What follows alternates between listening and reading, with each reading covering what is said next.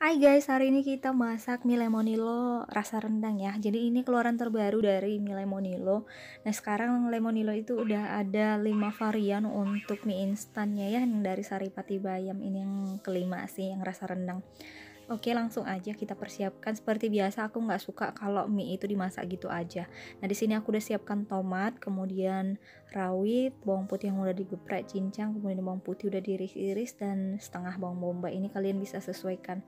Kemudian ada telur, dan ini sawi putih 4 lembar. Kebetulan aku cuma punya sawi putih stok di kulkas, jadi aku pakai sawi putih aja. Kemudian ada lada, garam, dan kecap. Nah, di sini airnya udah aku persiapkan untuk ngerebus. Kalian boleh rebus, boleh enggak. Aku rebusnya cuma sebentar aja ya.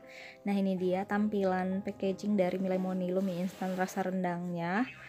Iya, warnanya jreng banget ya teman-teman, mencolok, jadi membuat pandangan itu seger. Jadi ya tampilan belakangnya jadi hijau mix marron atau keunguan gitu ya teman-teman, dan isinya di dalam seperti ini masih sama dengan tampilan sebelumnya, warnanya hijau. Nah, karena ini dari Saripati Bayam ya. Kemudian ini ada bumbunya, ini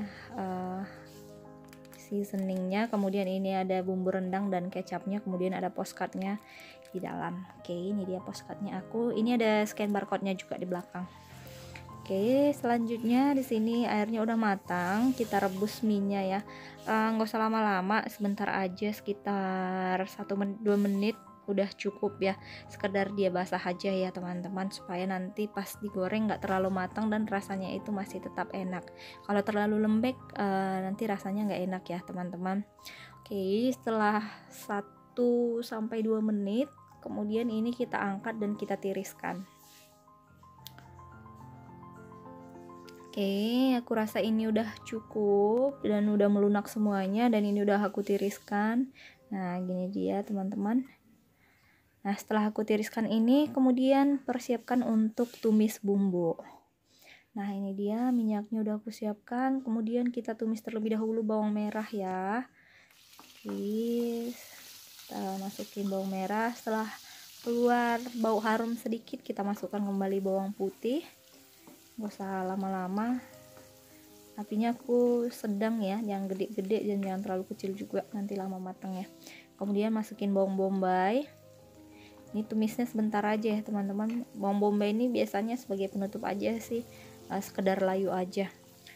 Kemudian setelah ini dirasa sudah cukup dan udah mengeluarkan bau harum, kita tambahkan lagi dengan bumbu yang lainnya tadi ya.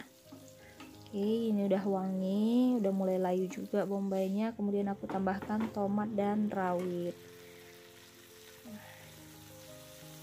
Oke, ini juga sekedar layu aja sih.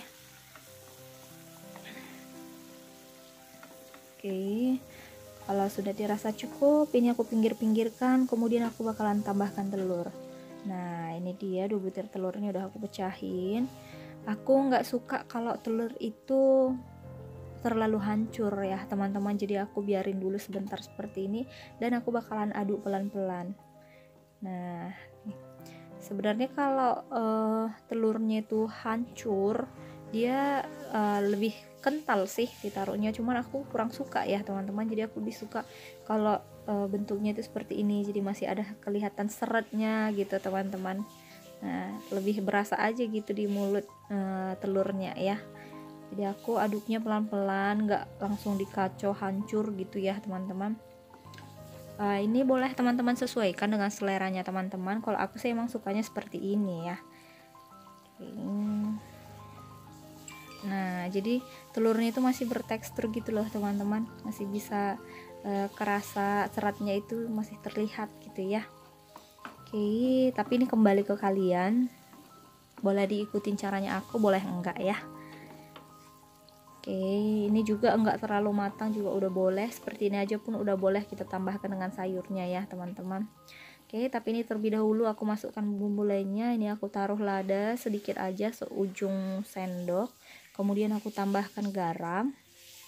Oke, kemudian tambahkan kecap supaya dia nanti bumbu-bumbunya ini garamnya, ladanya, kecapnya udah diresap sama si telur dan bawang-bawangnya ini ya teman-teman. Jadi benar-benar udah diresap sama si bumbunya. Nah ini kita aduk sampai merata. Untuk garamnya kalian sesuaikan. Nah ibaratnya di sini garamnya ini untuk sayurnya aja loh teman-teman, karena kan bumbunya tadi udah ada.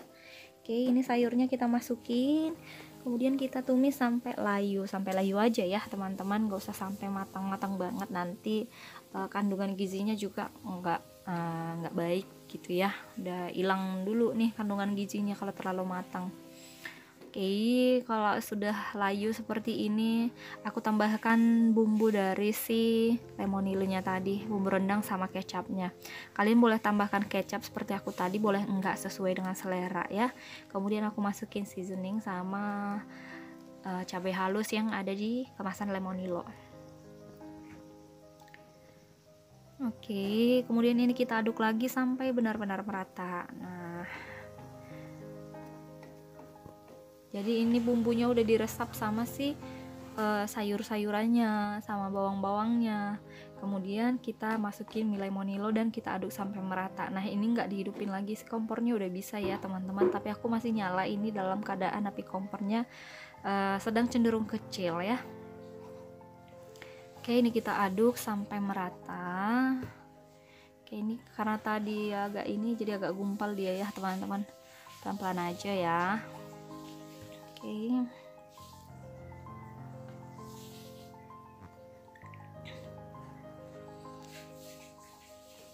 kita aduk supaya dia lebih lunak, karena dia hangat jadi melunak dia ya, terpisah satu sama lain nantinya. Oke, ini dia tampilannya dan ini sudah siap untuk dihidangkan. Jadi dari tampilannya udah bener-bener mudah banget ya. Aku lebih suka masak mie itu tampilannya seperti ini, jadi telurnya kelihatan, bawang-bawangnya kelihatan, ini bawang bombay yang kelihatan ya teman-teman. Tomatnya ada, sayurnya ada, lebih suka aja gitu. Kalau cuman direbus terus dicampur sama bumbu kurang suka. Tapi teman-teman bisa lakukan seperti itu jika memang gak sempat masaknya seperti ini. Direbus dulu lemonilonya sebentar, 2-3 menit, kemudian taburi bumbunya di mangkok, baru deh siap dihidangkan. Oke, segitu dulu resep dari aku teman-teman. See you, bye bye. Thank you.